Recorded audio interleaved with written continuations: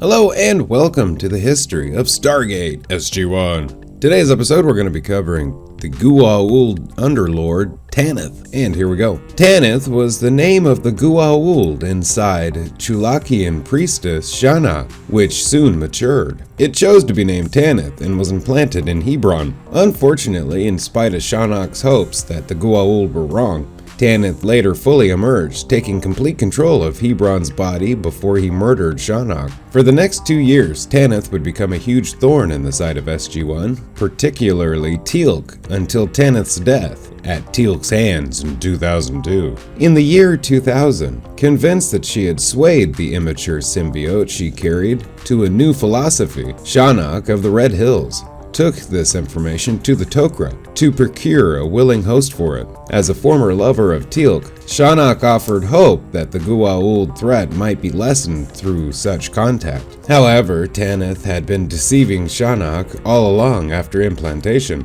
Tanith murdered her by crushing her new primta, a fate that had befallen Teal'c's own father years before. The Tok'ra suspected Tanith's crime. However, they played along with Tanith, allowing the symbiote to maintain control over its host body, as a means to disseminate disinformation to the Goa'uld.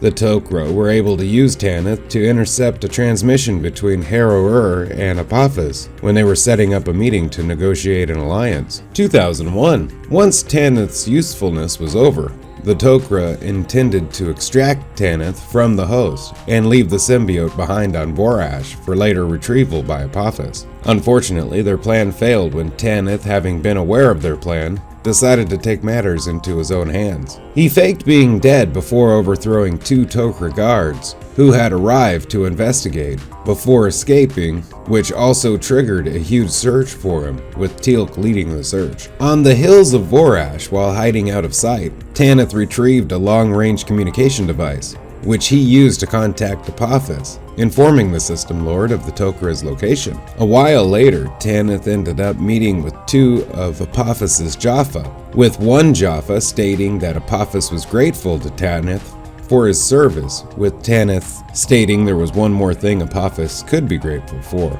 With the help of Apophis's Jaffa, Tanith was able to capture Teal'c, although he was left injured after Jack shot Tanith in the arm. To prove his loyalty to Apophis, Tanith later presented Teal'c to Apophis as a gift, and as a result, Apophis brainwashed Teal'c into becoming his first prime once again, which effectively also led the Jaffa to believe that he had been a spy for Apophis for nearly 5 years, which was also the time Teal'c had been on SG1, which effectively ended up turning Teal'c against his friends. For an unknown reason, Tanith abandoned Apophis's mothership, using an escape pod to flee from the Vorash system before the sun went supernova, effectively resulting in Tanith abandoning Apophis forever. After Apophis was killed, Tanith offered his services to a more powerful Goa'uld, Anubis, arriving at Tolana with the mothership protected from the Tolan ion cannons. Tanith forced this advanced culture to build powerful weapons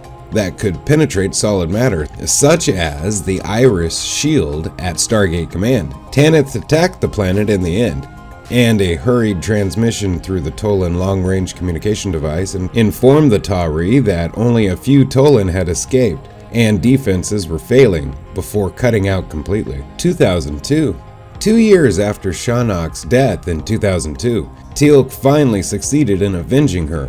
When SG1 was scouting a Goa'uld base on Memphis, he killed Tanith by shooting his Al-Kesh cockpit with a staff weapon, causing it to crash right on top of the dial home device. As Teal'c was passing through the wormhole, the impact prematurely disengaged the transmission, leaving Teal'c's energy signature stalled in the wormhole until the transmission could be continued. Emergency measures were taken, including borrowing the Russian DHD after a heartfelt plea from Dr. Daniel Jackson to regenerate the transmission and retrieve Teal'c before another wormhole was established, thus saving the Jaffa's life. Hey, thank you for watching the history of Stargate. Have a great day. Bye-bye.